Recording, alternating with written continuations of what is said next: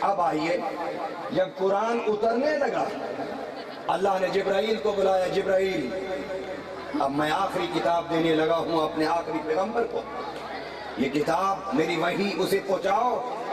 تو جبرائیل امین نے حسب معمول اللہ سے عرض کی، اللہ تو اپنے حبیب کو بلا، میں تیرا پیغام دے آتا ہوں۔